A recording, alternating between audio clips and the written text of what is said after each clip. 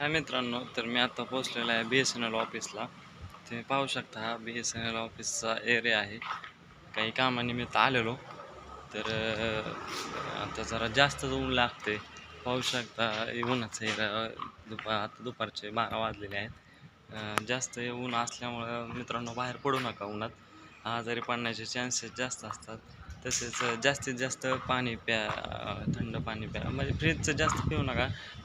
डेऱ्यातील माठातील पाणी प्या, जेणेकरून आरोग्याला चांगलं राहील. फ्रीजचं पाण्यामध्ये जरा गॅस असतो, त्याच्यामुळं फ्रीजचं पाणी हा आपल्या जीवाला शरीराला धोकादायक असतं.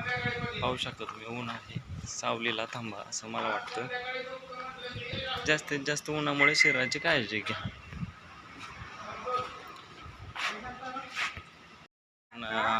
म्हणजे उन्हामध्ये सुद्धा ही हिरवगार आहे. पाहू शकता तुम्ही असे बागेत हिरवगार झाडे लावलेली आहेत. छान असे झाडे आहेत मित्रांनो. पाहू शकता तुम्ही मी आता पोहोचलेलो आहे भारतरत्न डॉक्टर बाबासाहेब आंबेडकर स्टेडियमवरती. तर इथे असं खूप छान असा मॅचचा कार्यक्रम चाललेला आहे. तुम्ही पाहू शकता मॅच इथे. थोडं मी तिथे पोहोचतो आहे मॅचच्या ठिकाणी.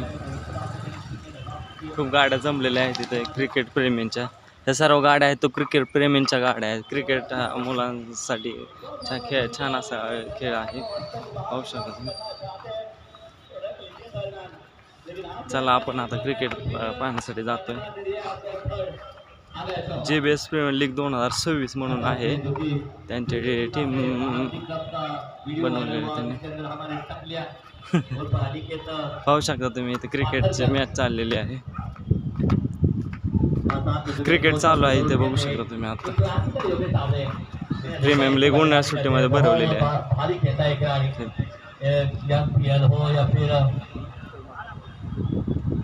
मित्रांनो तुम्ही माझं YouTube चॅनल असं पहा. शानदार असा फोर मारलेला आहे.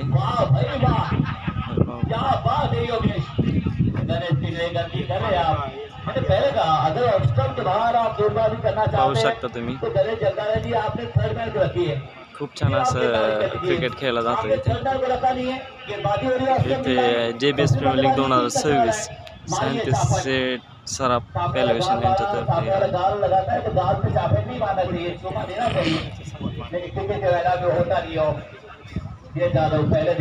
खूप छान असं इथे पलीकडे अजितदादांचा फोटो लावलेला आहे. दादांची एक आठवण म्हणून क्रिकेट प्रेमीने फोटो लावला इथे. पाहू शकता. त्याचबरोबर 6 मारलेला आहे. अंपायरांनी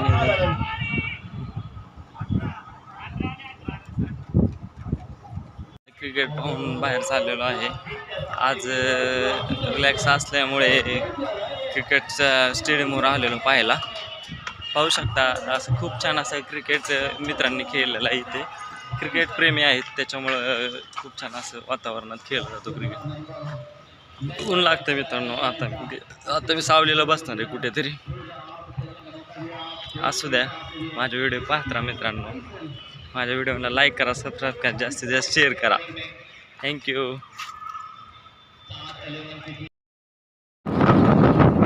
मित्रांनो तुम्ही एरिया शांत एरिया आहे.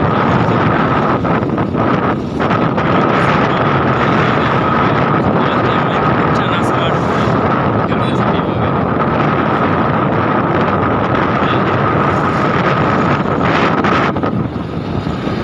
खूप छान असं वाटतं. आनंदी वातावरण आहे. शांत एरिया आहे. शांत झाडी आहेत.